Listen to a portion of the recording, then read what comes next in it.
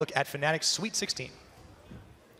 Thank you so much, Pyrotechnics. Yeah, another win there for Fnatic. And again, inserting some different ingredients into their comp. 9th different champion for Huni in 16 games in that Jarvan. What did you guys make of the comps? I really liked what Elements brought to the table. They came in with a clear plan, a composition that was planned out ahead. I really liked the Janna pick on Nif, and I think in a sense, Elements actually outdrafted Fnatic. If they managed to take that lead in the early mid-game, which their composition should allow, then the Janna could have been a hard counter to the Jarvan from Huni, nullifying that pick entirely, and then Elements could have carried the game home.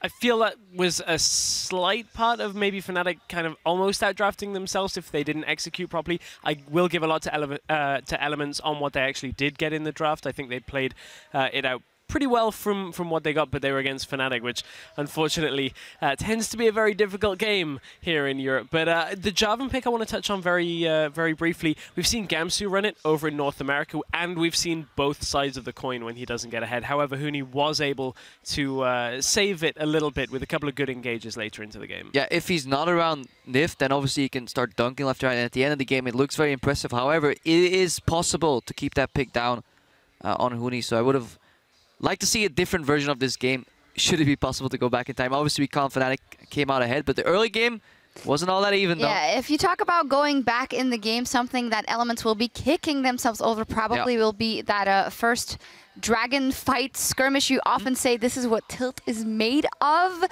If I was playing in that game, if I didn't get a kill, whew. So yeah, a lot of choices to be made here in that replay. Dexter, he can go for the spear hop steal, but now he changes his mind because he sees Reignover, and Reignover goes low, so he decides to opt for the kill and then the steal. However, he forgets about the heal. He goes back, and if one more hit would have landed on the Dragon earlier, any more auto attack, Dragon would have been secured. However, Reckless picks it up, Taunt barely gets him. Huni going down, a Febiven I think makes it out alive. Gravity Field stuns Tabs and Froggen. This is so close to coming out on top of 3 kills for Elements and the Dragon, but it just wasn't quite enough. But testament to Fnatic, they take these risky plays on paper, but they make them work. They're always controlled, like that heal that was full on calculated in a sense, you know, it came out exactly when it had to be.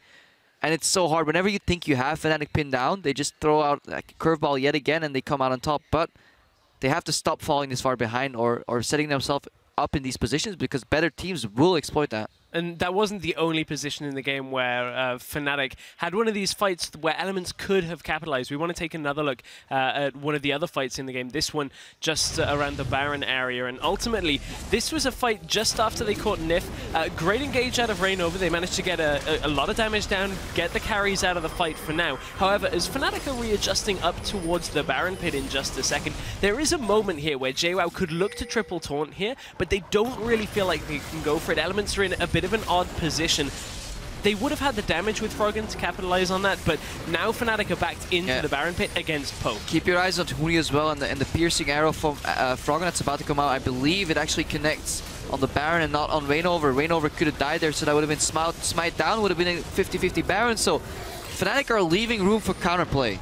Strategically later in the game when they have the lead, they don't, but these plays, they leave room for counterplay, and it is not impossible to think that Reignover would have died there after the taunt with the arrow. It was so very close. Then the Baron could have been stolen by Froggen. Yes, Febiven was flanking, but it is getting tricky. And obviously Fnatic by far the best team in Europe right now. But looking at Worlds will be interesting. However, it could be true that they're experimenting, you know, being a little loose. Maybe practicing a little less even to prevent the burnout that usually comes around Worlds. Like, we have no insight on what's going on.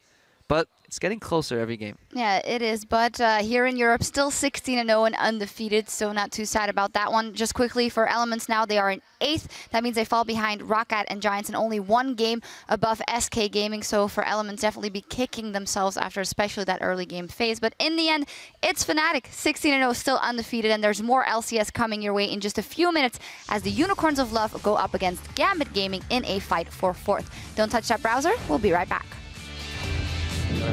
Guys, did you do the checklist? What? Do my taxes? The checklist.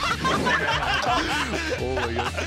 Might be the one going down, however, speared by Froggen, or rather arrowed down. Reckless gets the knockback and gets the pickup. Take the smite out of the equation, you might just have an even 50-50. Reignover going low, he's gonna be able to secure it, and JWoww's popped, courtesy of the victor, and this game is all but over. 34 minutes on the board. Fnatic keep the streak going as Dexter just tries desperately to hang on. Fnatic with another win.